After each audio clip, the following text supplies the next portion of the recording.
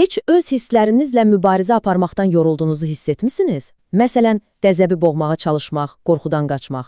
Bəs əgər desəm ki, bu mübarizəni dayandırıb, daxili dünyamızı tamamilə başqa cür idarə etməyin bir yolu var? Bax, bugün biz məhz bu sənətdən danışacağıq. Samosovladaniya, yəni özünə sahib olmaq metodundan. Hər şey bu sadə, amma çox dərin fəlsəfədən başlayır. Pis hiss yoxdur, bütün hisslər yaxşıdır, əgər onlar bizim xeyrimizə işləyirsə. Bir anlıq düşünün, bu yanaşma bizim qəzəb, kədər kimi hisslərin pis olması barədəki bütün inanclarımıza meydan oxuyur. Bəlkə də onlar bizim düşmənimiz deyil, sadəcə bizə nəsə vacib bir şey deməyə çalışan siqnallardır. Yaxşı, gəlin anlamağa çalışaq. Niyə biz çox vaxt öz hisslərimizlə sanki bir müharibə vəziyyətində oluruq? Və niyə tez-tez eyni yerdə ilişib qalırıq? Heç özünüzə bu sual vermisiniz? Niyə qəzəb, qorxu və ya kədər kimi bir hiss yaranan kimi bizim ilk reaksiyamız onu boğmaq, ondan qurtulmaq olur? Bu, sanki daxilimizdə bitməyən bir döyüşdür və açıq desək, bu döyüşdə qalib gəlmək demək olar ki, mümkün deyil. Baxın, biz bir hissə ilişib, onu zorla yatırmağa çalışanda psixoloji bir tıxac yaranır. Metod bunu çox gözəl bir sözlə ifadə edir. Probuksovka effekti. Təsəvvür edin ki, maşının təkəri palçığa batıb və yerində pırlanır. Mühərrik uğuldayır, enerji sərf olunur, amma maşın 1 santimetr belə irəli getmir.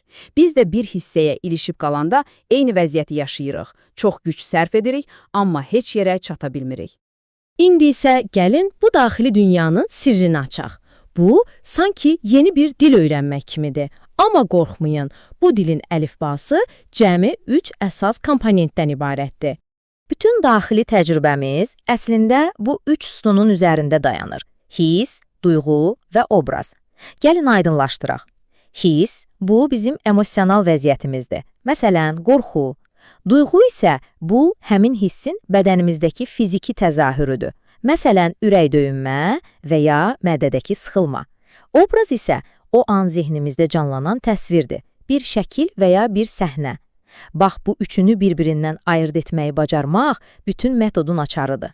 Normalda bu üç element arasında daimi bir axın var, fasiləsiz bir dövrə, yəni bir his yaranır, o bədəndə bir duyğuya çevrilir, bu duyğu da zehnimizdə bir obraz yaradır və bu proses dayanmadan davam edir. Bizim psixoloji sağlamlığımız da məhz bu dövrənin nə qədər rəvan işləməsindən asılıdır. Hardasa bir tıxac yaranan kimi bayaq danışdığımız probuksovka başlayır. Bu metod ümumilikdə 11 əsas hiss müəyyən edir. Gördüyünüz kimi, sevincdən tutmuş qəzəbə qədər bunların hamısı bizim təcrübəmizin ayrılmaz təbii bir parçasıdır. Ən vacib məqam odur ki, bunların heç biri pis və ya yaxşı deyil. Onlar sadəcə fərqli vəziyyətlər, fərqli siqnallardır. Çox gözəl. Bəs bu daxili dili sərbəst danışmağı necə öyrənə bilərik? Metod bunun üçün bizə 5 praktik addımdan ibarət bir yol xəritəsi təklif edir. Bu 5 mərhələ sanki daxili dilimizdə səlis danışmaq üçün dərs kimidir.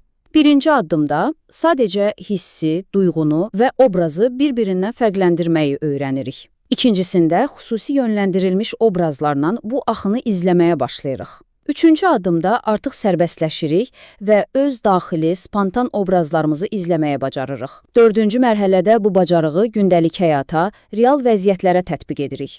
Və nəhayət, 5-ci və ən vacib addımda daxili vəziyyətimizi dağıdıcı şəkildə göstərmək əvəzinə, onu sağlam, konstruktiv şəkildə ifadə etməyi öyrənirik.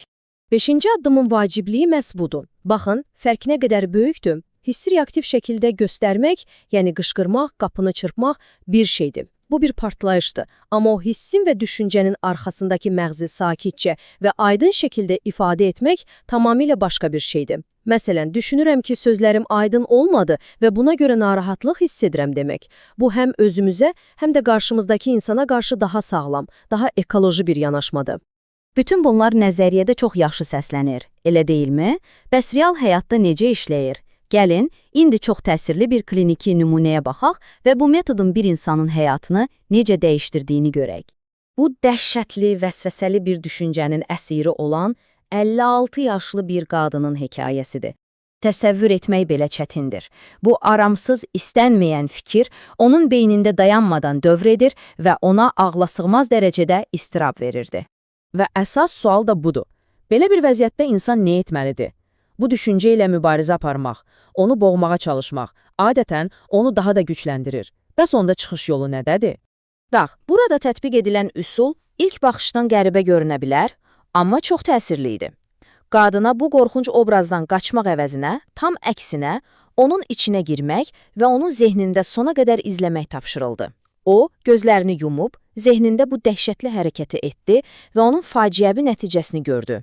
Və məhz o an, o bunun bir istək olmadığını, əslində bunun nə qədər dərin bir qorxu olduğunu anladı. Bu fərqi dərk etmək vəsvəsənin bütün gücünü əlindən aldı və onun təkrarlanma tezliyi kəskin şəkildə azaldı. Deməli, əsas məqam budur. Daxili dünyamıza sahib olmaq, onu boğmaq və ya onunla döyüşmək deyil. Bu, çox daha sadə və güclü bir düsturla bağlıdır. Bütün bu metodun xülasəsi əslində bu sadə, lakin dərin formuladır. Birincisi, daxilində nə baş verdiyini aydın şəkildə görmək. Sonra bunların sadəcə daimi dəyişən bir axın olduğunu dərk etmək. Və məhz bu iki addımdan sonra sən onlarla vuruşmaq əvəzinə bu axını idarə etmək gücünü qazanırsan. Bugünkü söhbətimizi yekunlaşdırarkən, sizi bu sualla baş-başa buraxmaq istəyirəm. Sizin hissləriniz, sizin daxili dünyanız hazırda sizə hansı dildə danışmağa çalışır? Bəlkə də daxilinizdəki o səsküy, o narahatlıq sadəcə anlaşılmağı gözləyən bir mesajdır. Əgər onlarla döyüşmək yerinə bir anlıq dayanıb onları dinləməyə başlasanız, görəsən nələr kəşf edərdiniz?